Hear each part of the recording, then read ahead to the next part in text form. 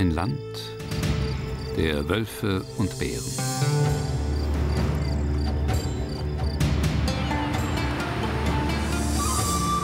Zwischen Schwarzmeerküste und Donautal lebt so mancher noch wie in vergangenen Zeiten.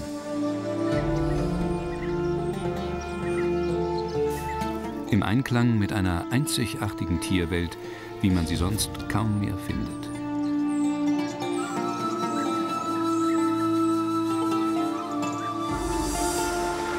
In Bulgarien begegnen sich Tiere und Pflanzen aus Europa und Asien, verschmelzen Orient und Okzident.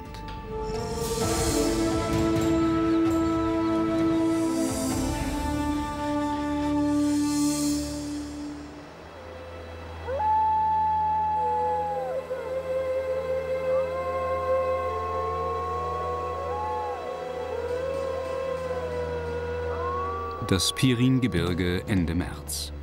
In abgelegenen Schluchten leben Wölfe.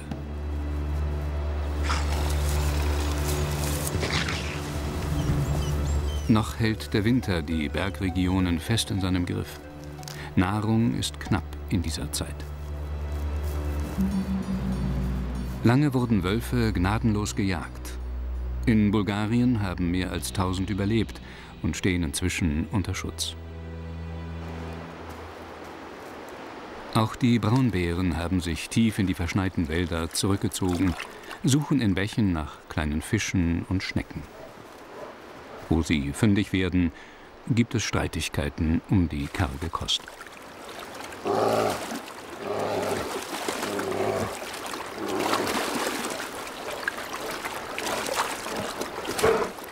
Während in den Bergen die Tiere ums Überleben kämpfen, wird es in den tiefer gelegenen Tälern langsam Frühling.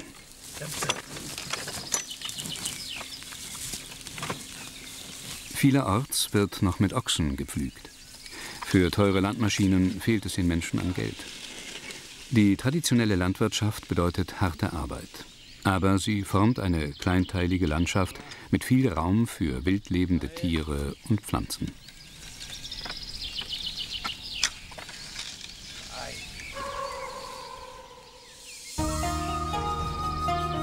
Bulgarien ist ein recht unbekanntes Land. Im Süden liegen Griechenland und die Türkei. Im Norden bildet die Donautiefebene die Grenze zu Rumänien. Auch mächtige Gebirge wie die Rhodopen oder das Balkangebirge prägen das Land. Und im Osten das Schwarze Meer.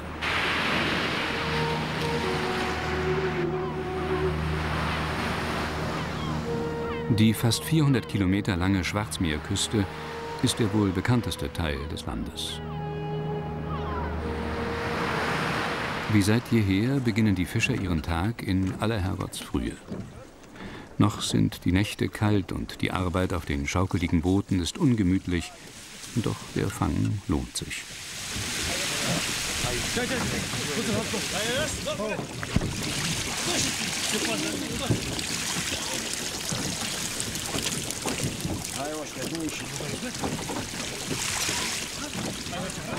Für einen Blick nach oben bleibt selten Zeit. Direkt über den Köpfen der Männer verläuft die Via Ponticum, eine Art Schnellstraße für Hunderttausende von Weißstörchen und anderen Zugvögeln auf ihrem langen Weg von Afrika in ihre Brutgebiete im Norden.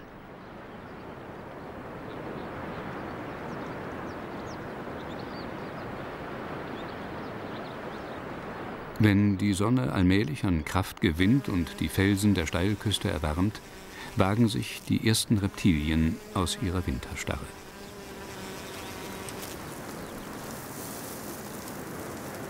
Er sieht zwar aus wie eine Schlange und bewegt sich auch so, tatsächlich aber ist der Scheltopusik eine harmlose Echse. Wie viele Tiere des Balkans liebt er es trocken und warm.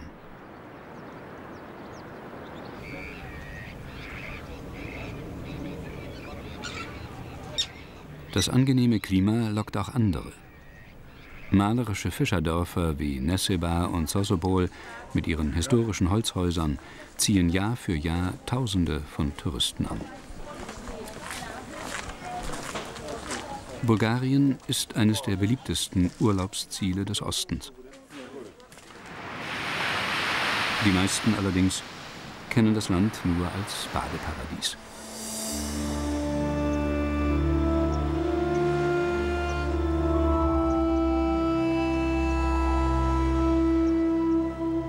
Wo Flüsse in das Schwarze Meer münden, liegen oft unmittelbar hinter den Sandstränden undurchdringliche Auwälder.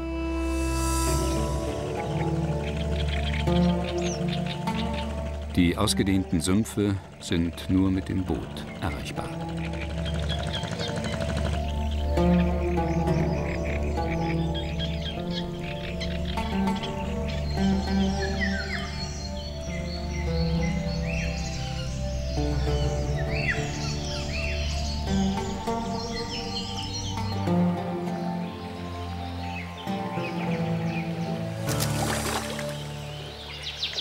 Eine Legende erzählt, dass Gott die Bulgaren bei der Erschaffung der Welt vergessen haben soll. Um seinen Fehler wieder gut zu machen, schenkte er ihnen ein Stück vom Paradies.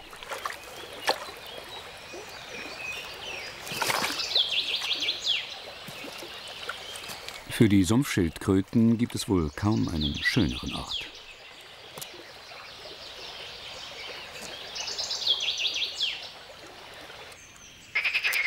Die Logenplätze im Garten Eden besetzen Laubfrische.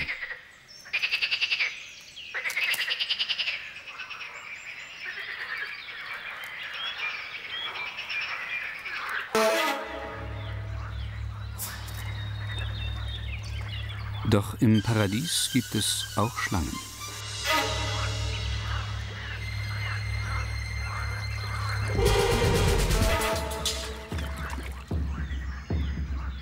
Die Streifenringelnatter hat ihr nächstes Opfer fest im Blick.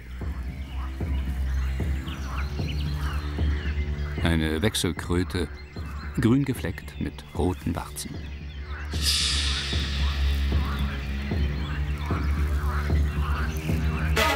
Sie gibt sich unbeeindruckt.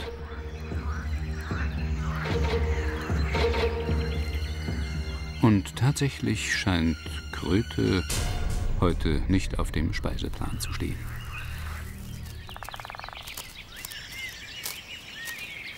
Für die Mittelspechte ist die Schlange keine Gefahr.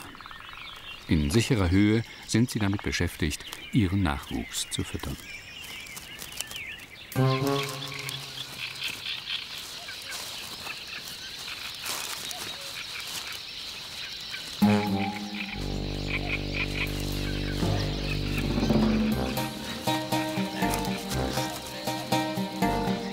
Am Waldrand, wo es etwas trockener ist, leben verwilderte Hausschweine. Ein kleiner Hund hat sich ihnen angeschlossen.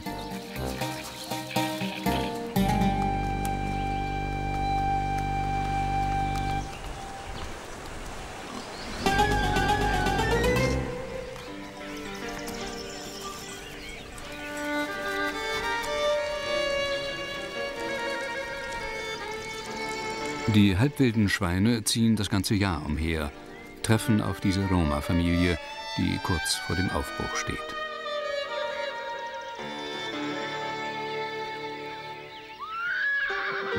Von den 8 Millionen Bulgaren gehört jeder Vierte einer Minderheit an.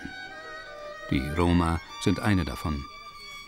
Wegen ihres Lebensstils wurden sie als fahrendes Volk beschimpft, verfolgt und zur Sesshaftigkeit gezwungen. Nur wenige ziehen noch immer von Ort zu Ort.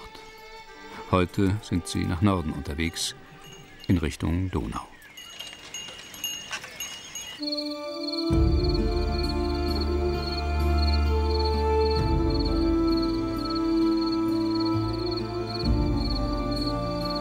Die weite Ebene am großen Fluss ist die Kornkammer des Landes, ein fruchtbarer Landstrich. Im Frühsommer ein einziges Blütenmeer.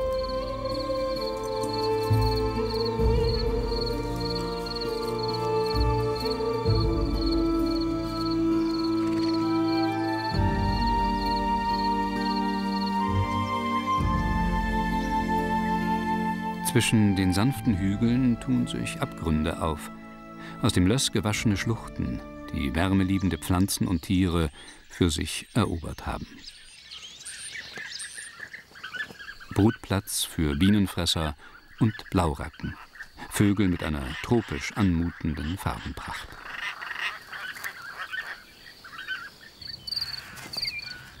Seit mehreren Generationen leben auch Füchse im Canyon. Sie bewohnen ein umfangreiches Höhlensystem.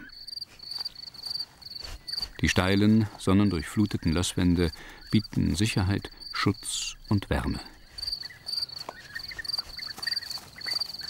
Etwa 1,5 Monate alt sind die 5 kleinen Räuber. Sie beginnen gerade erst, die Welt vor ihrer Haustür zu entdecken. In der unzugänglichen Schlucht glauben sie sich unbeobachtet, aber sie irren.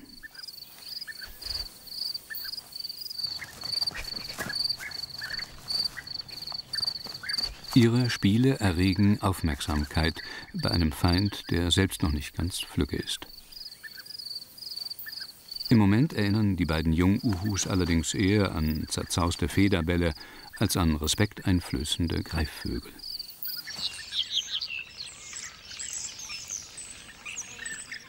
Bei den Bienenfressern gibt es noch keinen Nachwuchs.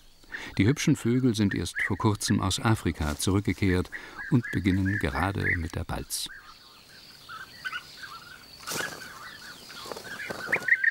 Noch ist nichts entschieden.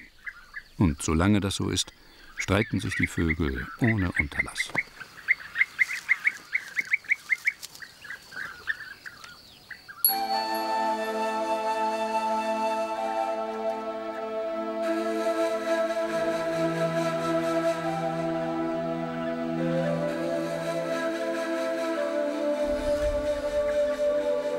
Hat ein Männchen eine Biene oder Wespe erbeutet, schlägt es das Tier so lange gegen einen Ast, bis es seinen Giftstachel verliert.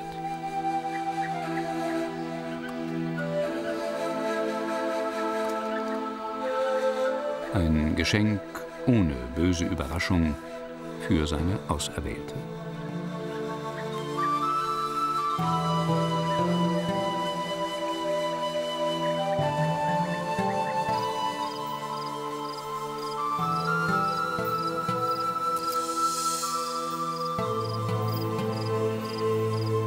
Auch die Blauracken sind noch auf Partnersuche. Jedes Männchen setzt sich in Szene und demonstriert sein Jagdgeschick an Käfern.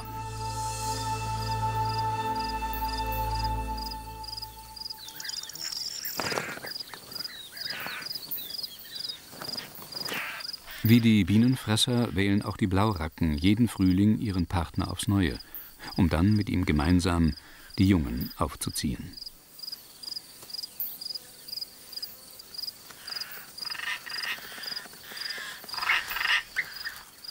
Das Weibchen ist fast überzeugt. Allerdings fehlt da noch eine Kleinigkeit. Auch hier geht es nicht ohne Verlobungsgeschenk.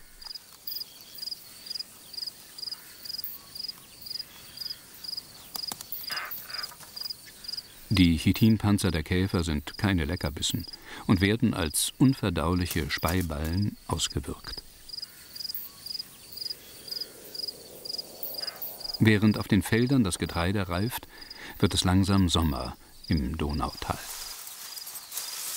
Zeit der Heuernte. Ohne moderne Landmaschinen, auf traditionelle Art und mit viel Muße.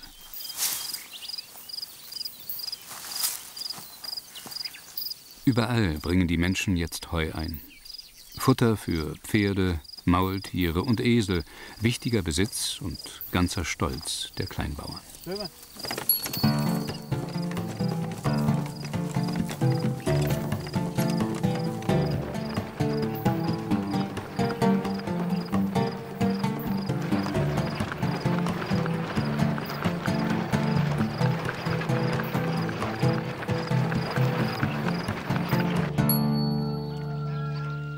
Auch in den Dörfern entlang der Donau scheint die Zeit stehen geblieben zu sein.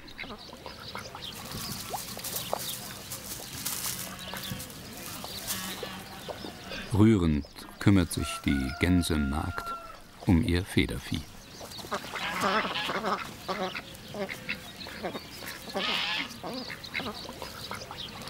Bilder wie aus einer längst vergangenen Zeit.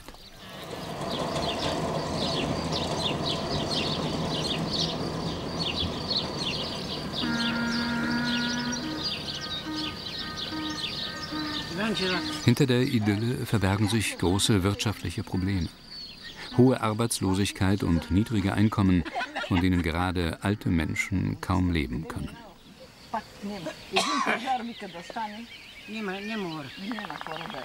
Zukünftig sollen die Naturschätze Bulgariens zum Aufschwung beitragen, denn wo sonst brüten Blutspechte mitten im Ort. Solch seltene Anblicke könnten Ökotouristen anlocken, und das würde den Dörfern Geld bringen und dem Schutz der Natur dienen.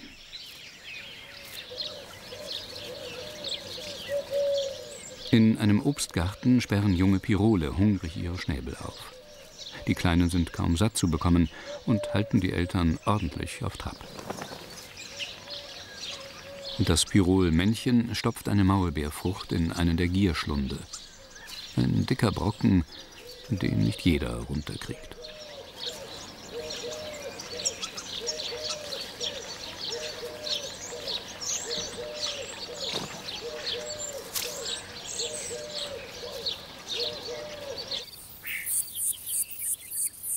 Oberhalb der Dörfer werden die Hänge steil und felsig. Ackerland ist das nicht, aber ein ideales Terrain für Wanderhirten und ihre Tiere. Gegen die hungrigen Mäuler haben Bäume und Sträucher keine Chance. So halten die Ziegen die Landschaft offen und pflegen das Jagdrevier vieler Greifvögel.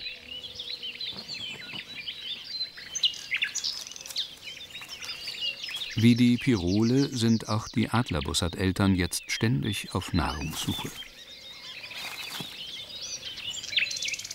Eine Gefahr für die Ziesel, die nur erhöhte Aufmerksamkeit schützt.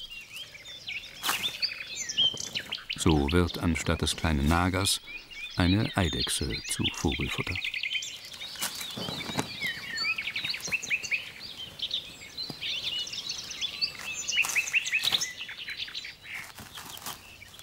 Ist die Luft wieder rein, widmen sich die Ziesel ihrer Lieblingsbeschäftigung, dem Fressen.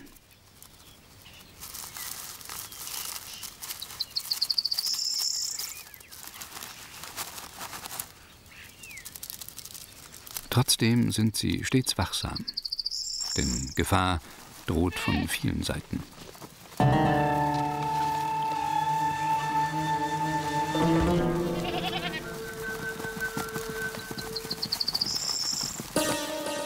Von den Ziegen aufgeschreckt, eine Sandotter.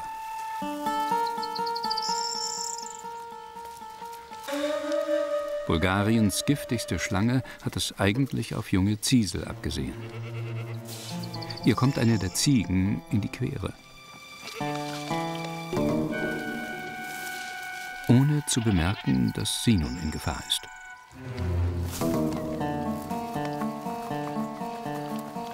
Die Herde zeigt sich wenig beeindruckt. Im Gegenteil. Neugierig beschnuppern die Ziegen das Reptil, bis es sich davon macht. Unbeschadet ziehen sie weiter, hinterlassen nur ein schnelles Geschenk für Käfer und Co. Der Ziegenkot enthält wertvolle Mineralien und dient als Kinderstube und Dünger.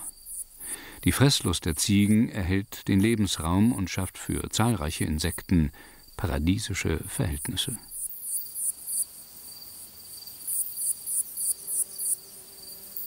Die sonnendurchfluteten Hänge tun ihr Übriges, dass sich Insekten und die von ihnen leben, wohlfühlen.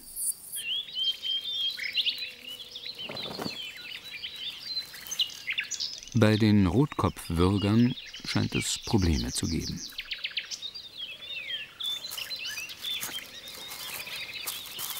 Der Nachwuchs hängt an einer Raupe, weiß wohl nicht recht, wie er mit dem Leckerbissen umgehen soll.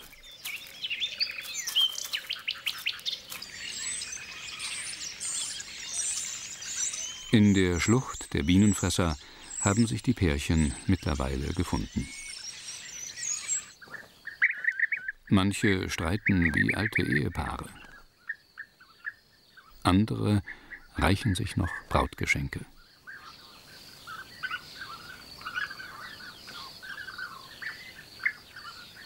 Nur wenn er seine Pflichten erfüllt, ist auch sie geneigt.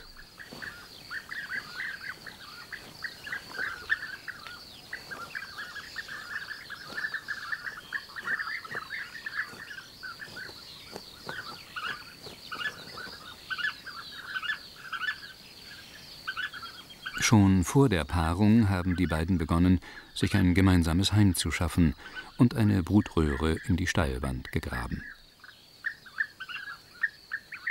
Dort werden sie, gut geschützt, in naher Zukunft brüten und ihre Jungen aufziehen. Am Fuchsbau wird nach wie vor gespielt. Die Kleinen sind jetzt 2 Monate alt. 5 Geschwister in Aufbruchsstimmung.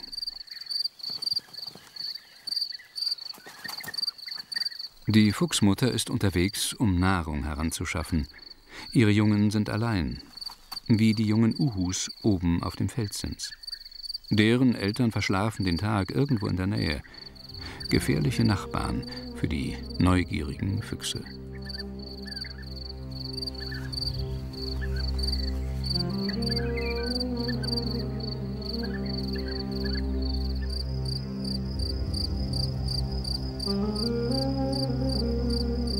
Europas größte Eule lässt sich erst blicken, wenn es Abend wird. Sie jagt jedes Tier, das sie zu fassen bekommt.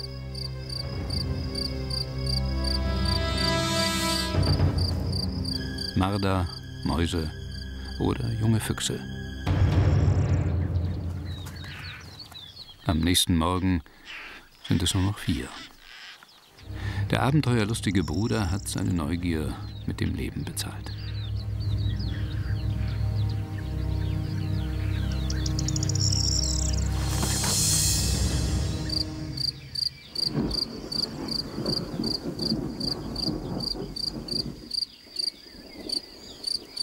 Schwül drückt die Sommerhitze auf das Land.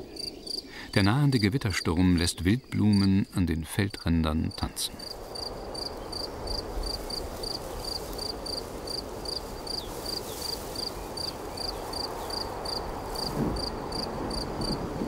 Zuvor aber überzieht ein zauberhaftes Licht die Felder.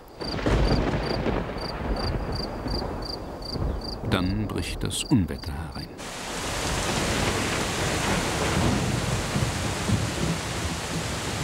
Das viele Wasser kann der Boden nicht schnell genug aufnehmen. Im nahen Balkangebirge verwandeln sich Rinnsale in reißende Bäche, schicken ihre Fluten hinab ins Donautal.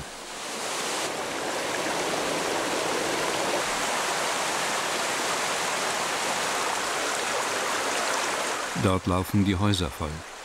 Die Wassermassen verschlucken das wenige, was die Menschen haben.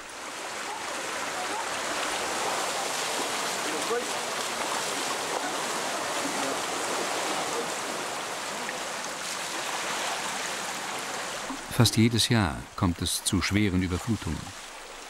Die Landbevölkerung zahlt einen hohen Preis für Bulgariens ungezähmte Natur.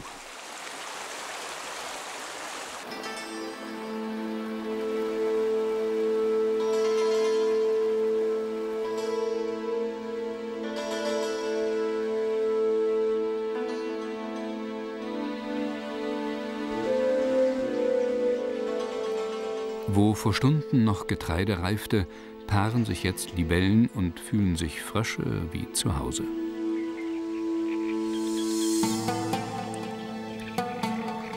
Nichtschwimmer greifen nach jedem Strohhalm, schubsen sich gegenseitig ins tödliche Nass.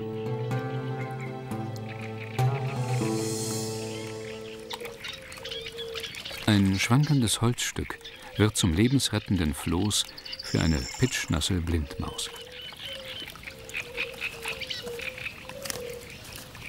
Ihre unterirdische Wohnung existiert nicht mehr. Kein Wunder, dass ihr der unfreiwillige Ausflug so gar nicht gefällt.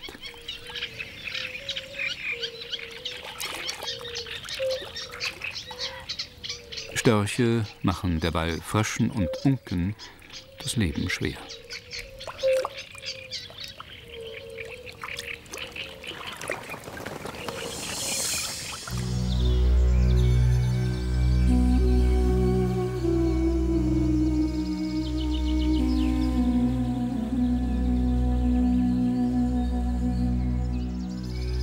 Am nächsten Morgen ist im Balkangebirge vom großen Regen nichts mehr zu sehen.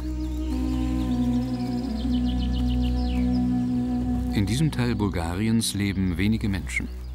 Dafür gibt es umso mehr Wild.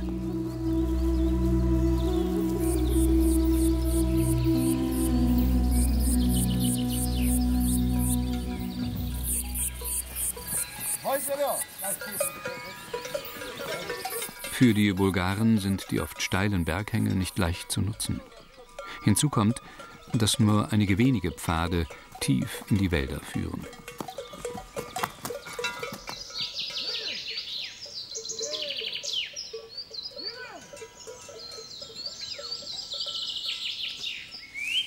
Die Bäume sind ein wichtiger Baustoff und für viele Familien die einzige Energiequelle.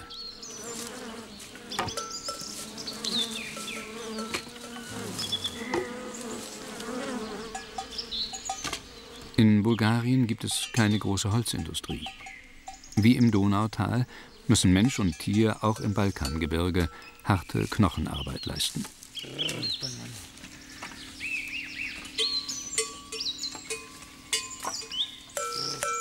Sind die Stämme gut verteut, tragen die Pferde ihre Last ins Tal hinab. Sie bringen das Holz zu Sammelstellen am Ende der wenigen Stichstraßen. Dann geht es mit dem LKW weiter.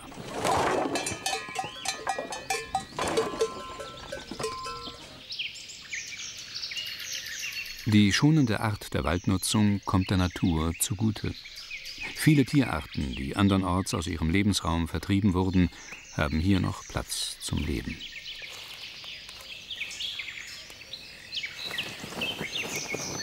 Schwarzstörche lieben die Abgeschiedenheit, brüten versteckt in entlegenen Bereichen des Balkangebirges.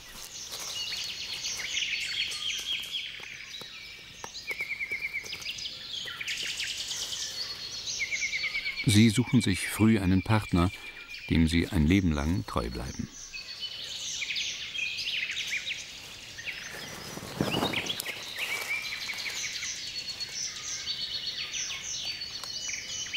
Als gut eingespieltes Team kümmern sich die Eltern um den Nachwuchs. Fliegt einer aus, bleibt der andere beim Nest.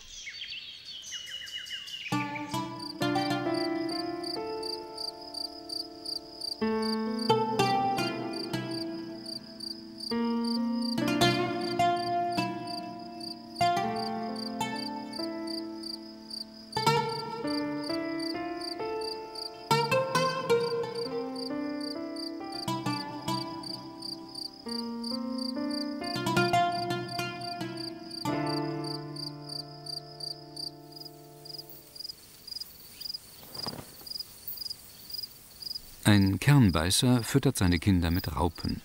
Babybrei sozusagen. Erstaunlich, wie geschickt der Vogel eine Raupe nach der anderen in den Schnäbeln der Kleinen verschwinden lässt. Während der ganzen Prozedur geben die Küken keinen Laut von sich. Ein Schutz vor Feinden.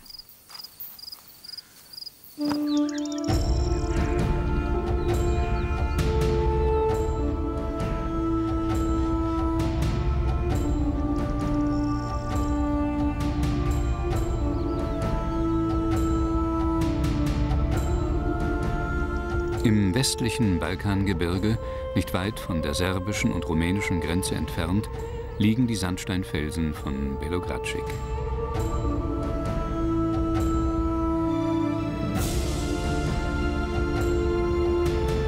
Manche sind mehrere hundert Meter hoch und tragen Namen, die auf christliche Sagen zurückgehen. Madonna mit Kind oder die Mönche.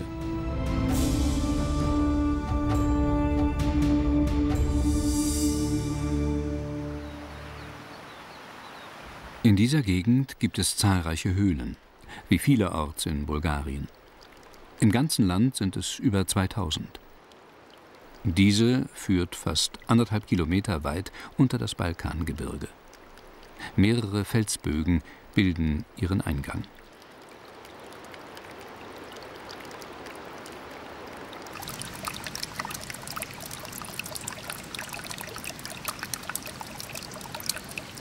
Wenn es draußen dämmert, erwachen die Höhlenwände zum Leben. Zahllose Fledermäuse werden aktiv, machen sich auf die Jagd nach Insekten.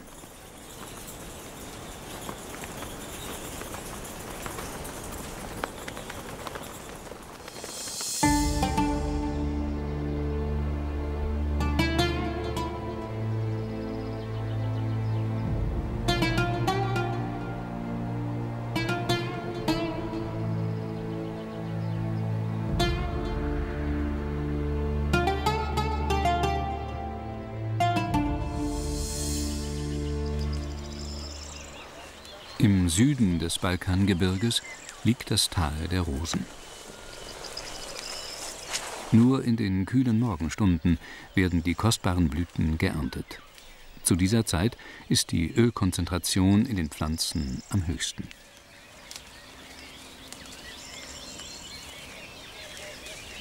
Etwa 80% der Weltrosenproduktion stammt aus diesem bulgarischen Tal, in dem Klima, Boden und Rosensorten einmalig gut miteinander harmonieren.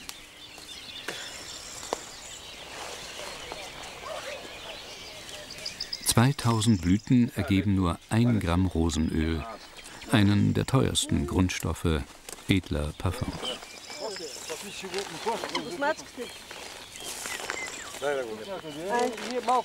Den Menschen im Tal hat die Blume der Liebe bescheidenen Wohlstand gebracht.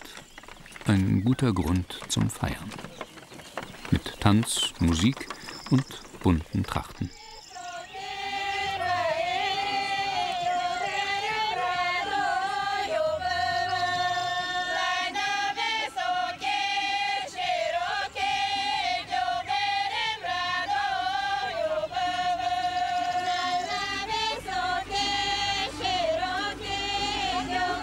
Die Frauen wetteifern um den Titel der Rosenkönigin, auch wenn das mit den Dornen so eine Sache ist.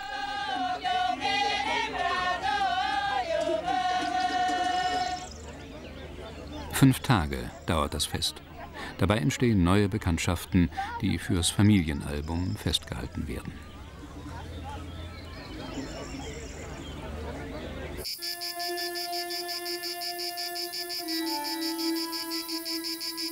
Ganz im Süden, an der Grenze zu Griechenland, liegt ein weiteres Gebirge.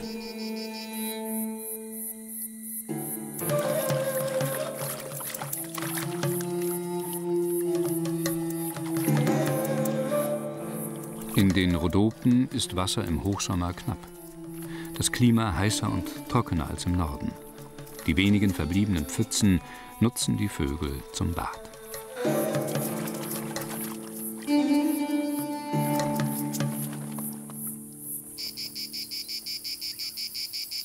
Auf sonnenbeschienenen Berghängen leben viele Reptilien.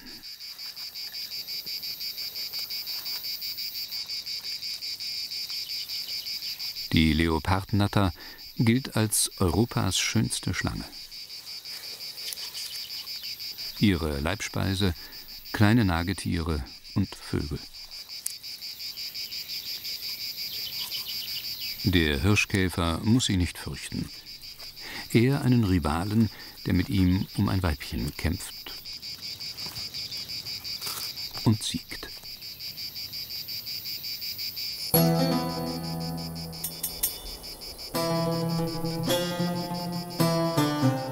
Die Rhodopen sind von herber Schönheit. Der karge Boden gibt nicht viel her. Manche Häuser und Dörfer wurden aufgegeben, vor allem solche, die von türkischstämmigen Familien bewohnt wurden. Viele von ihnen haben Bulgarien verlassen und sind zurück in ihre frühere Heimat gezogen.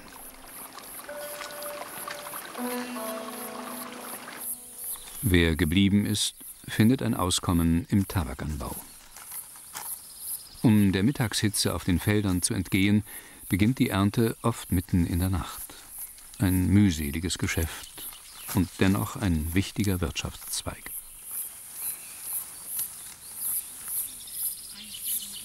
Nahe der Höfe, im Schatten der Bäume, ziehen die Frauen Blatt für Blatt auf lange Schnüre auf.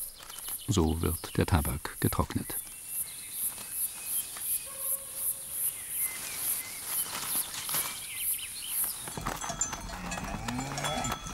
Durch die Berge oberhalb der Dörfer streifen, wie überall im Land, Viehherden.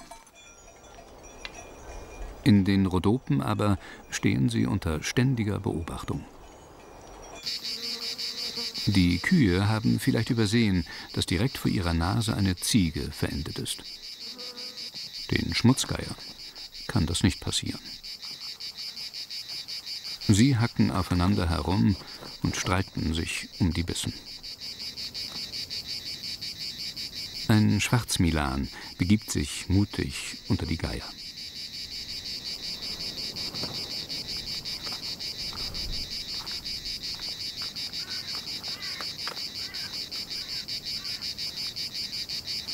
Die tote Ziege bereitet ihm offensichtlich Schluckbeschwerden, während die Schmutzgeier in aller Ruhe fein portionierte Stücke ausfliegen. Zu ihren Nestern in der gegenüberliegenden Felswand.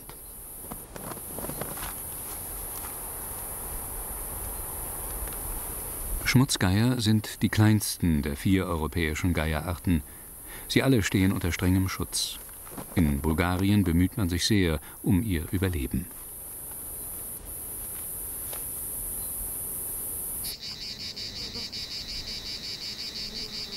Die Gänsegeier sind ihre nächstgrößeren Verwandten. Auch sie erscheinen zum Festmahl und suchen Streit.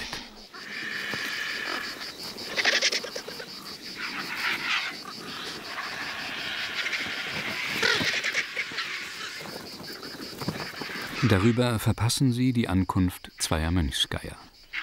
Imposante Tiere mit 3 Metern Flügelspannweite.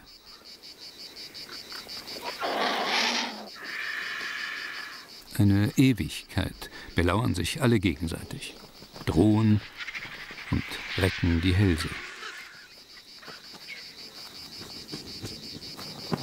Und dann, wie auf ein geheimes Zeichen, beginnt die Schlacht am kalten Buffet.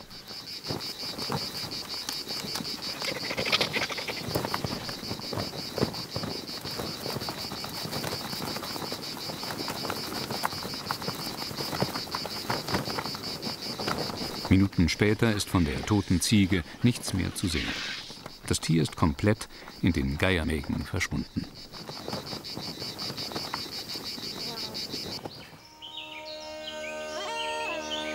In den Rhodopen gibt es vieles zu entdecken. Die einzigartige Trigrat-Schlucht, magische Felsbögen oder auch Menschen, die ihre Traditionen und das Brauchtum pflegen.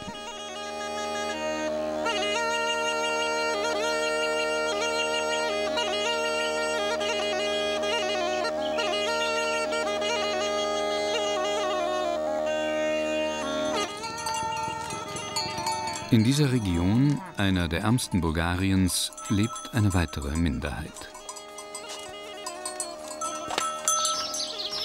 In manchen Bergdörfern prägen Moscheen das Bild. 13% der Bulgaren sind Moslems, aber nur wenige davon sind blond und blauäugig. Auf wen das zutrifft, der gehört zu den Pomaken. Die rund 200.000 Pomaken leben in eigenen Dörfern, getrennt von den christlichen Bulgaren. Ihre Vorfahren waren Slawen, die irgendwann zwischen dem 14. und 19. Jahrhundert während der türkischen Herrschaft zum Islam übergetreten sind. Sie stehen am Rande der Gesellschaft, haben aber ihre kulturelle Identität bewahren können, allen Anfeindungen zum Trotz.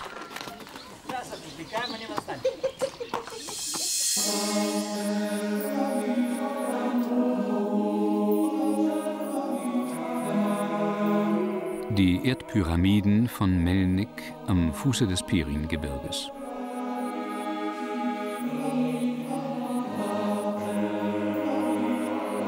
Jegliches Leben scheint aus der Landschaft verschwunden. Die Tiere meiden die Hitze oder ziehen sich in höher gelegene Regionen zurück. Hier, wo kaum ein Mensch sie findet, verstecken sich die scheuesten Einwohner Bulgariens.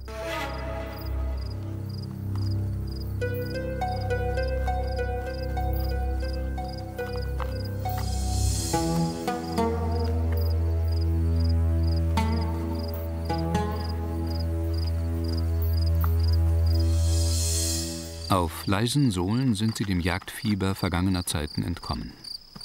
Ihnen in ihre letzten Refugien zu folgen, gelingt kaum jemandem. Glücklich ist, wer für Sekunden einen Blick auf einen grauen Schatten werfen kann. Oder auf einen braunen.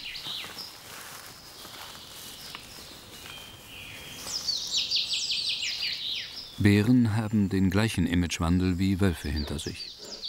Vom gefürchteten Raubtier zum Aushängeschild eines Landes, das heute stolz ist auf seine unberührte Natur.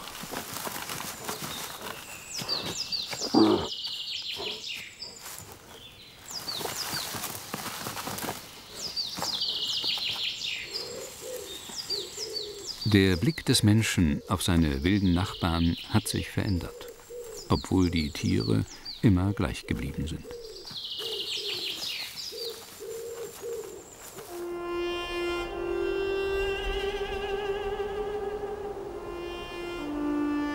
Die Hochlagen des Piringebirges mit Gipfeln bis 3000 Meter hoch. Vögel wie der Tannenhäher wissen das raue alpine Klima zu schätzen.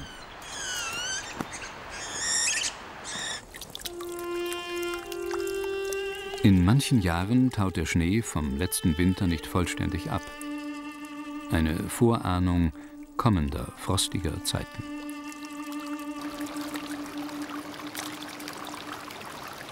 Hier oben sind die Sommer nur kurz. Wenige Wochen noch, bis die Bäche wieder zufrieren, die Blütenpracht auch hier vergeht und der Herbst Einzug hält in Bulgarien, dem Balkanland mit so vielen Gesichtern, einem wahren Garten Eden des Ostens.